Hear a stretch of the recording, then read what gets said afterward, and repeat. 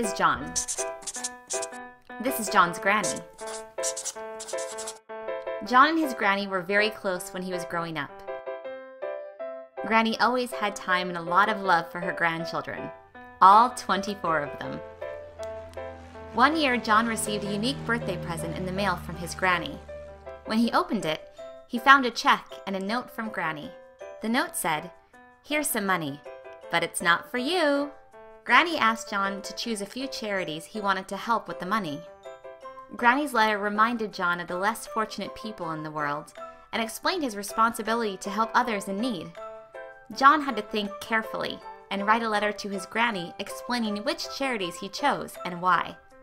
This was his birthday present. When John donated the money, he became a member of Granny's Birthday Club, and he received a matching amount of money to keep for himself. The club was Granny's way of teaching the next generation to be caring, connected, and charitable. And it gave John his first real opportunity to feel great giving. John grew to become a thoughtful and generous man. He always remembered the lesson he learned from his granny: help others and feel great making a difference. In 2008, this led John to create a movement called Give 3. His mission is to encourage more Canadians to be more charitable. This is the story of how Granny made a difference and how John became a giver. Are you ready to make a difference? Is there a young person you could similarly invite into the birthday club? A niece, a grandson, a neighbor, a friend? There's lots of room for new members. And I wanted to share that because philanthropy and giving is a learned thing.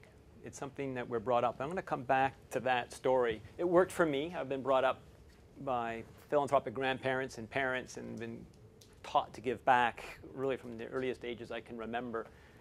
And then I'm going to fast forward to 2008. And because I am in market research, I was getting a little bit bored. I was entrepreneurial and I wanted to make a difference and give back. And I applied my entrepreneurial spirit towards the nonprofit sector.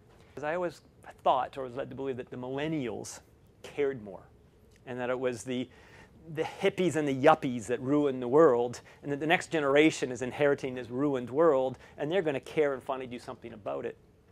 What you're looking at the first group are 0 to 24-year-olds, and then increments 25 to 34-year-olds, and older as we go.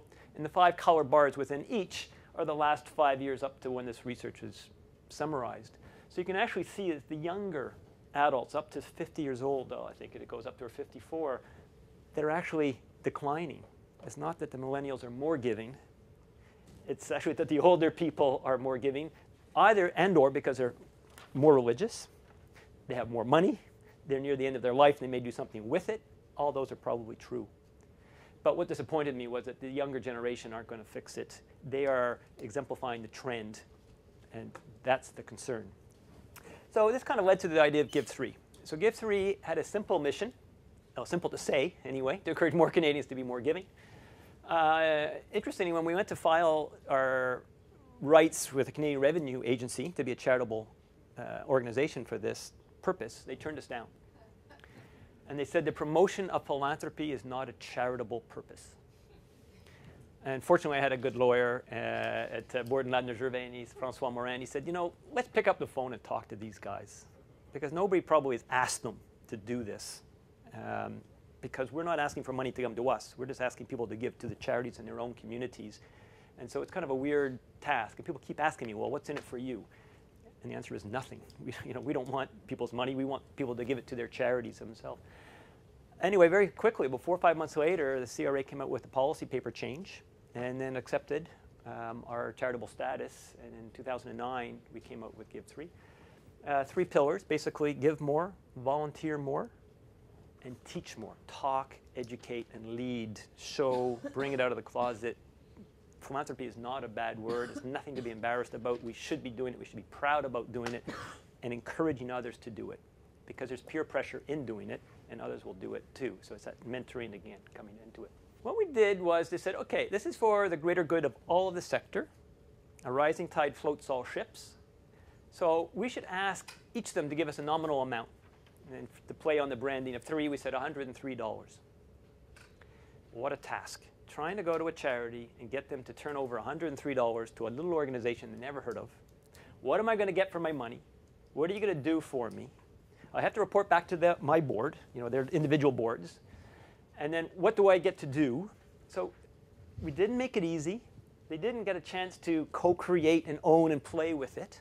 They kind of turned it over to us, and it was our responsibility to do it. And it was not at all scalable because we had multiple phone calls back and forth trying to get $103. The only smart thing I think we did was we stayed and lived within our means. What I didn't want to do is have us take off with excitement and then crash and burn and be out of business. So I really said, okay, to make this scalable and ongoing, it's going to take time. We're talking about social change. Social change is just a degree of change, right? Is it 10 people or is it the whole population? So it's just amount. Start small and work up. And as long as I had favorable momentum, I was going to keep doing this. And then we found this right idea. And so the idea, and it started actually in Manhattan, the 92nd Street YMCA. And it was a Brit married to a Canadian. And these outsiders were looking at this and going, these Americans are out of control. With all this Black Friday and Cyber Monday, it's really gross. There should be a day of giving back. Why don't we create Giving Tuesday? And so that's what we did. And in hindsight, why this has been so successful really plays to the principles of creating a social movement. We target those who cared. So who cares if philanthropy is going down? Well, it's the charities.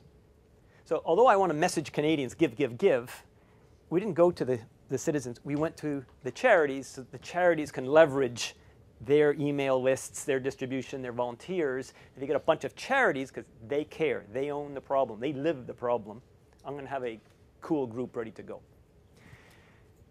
We then broke it down for them to do whatever they wanted.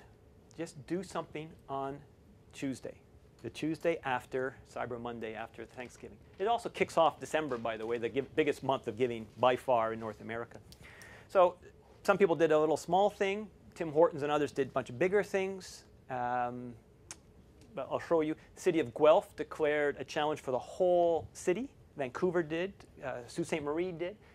Guelph raised over $1.2 million in one day. The whole population, the whole society, the mayor, the whole town got behind Giving Tuesday.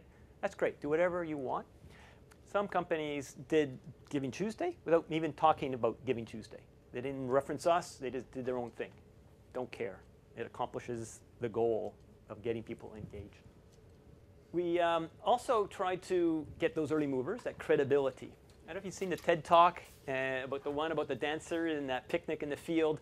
And the argument is it's not the first person who starts a trend, because the first person could be a quack, right? It's the brave second and third people who make and give credibility to the movement. So the bravery really is the second and third as much as the first. So the way to do that is to go and get those top 10, the next 10 who are really something. So we went to the Heart and Stroke Foundation of Canada. Happens to be the president's a classmate of mine. So I said, David, I need the credibility. Ipsos is a corporate, said, all right, we're in, put our logo. And so we went out and kind of chose and got 10, and we stuck them right on the front of the landing page of the website. So when people said, well, who are you and what is this all about, you immediately saw these 10. And they were kind of good brand names. And I said, okay, if they're in, I'm in. So that really helped us get going. And then our little factory, we have 1.5 people, just constantly tweeting, Facebook, resharing other people's tweets. I think we retweeted more than we tweeted. And just kept it so everybody felt the momentum. They saw everybody else's story. Guelph is in, and oh, look, Obama has tweeted support of Giving Tuesday in the States. We got David Johnson tweeting. We got Stephen Harper. We tweeted and retweeted. And so it felt like there's a big thing going on. So all we really did was hosted the website and kept priming it. And we did some media press and stuff like that.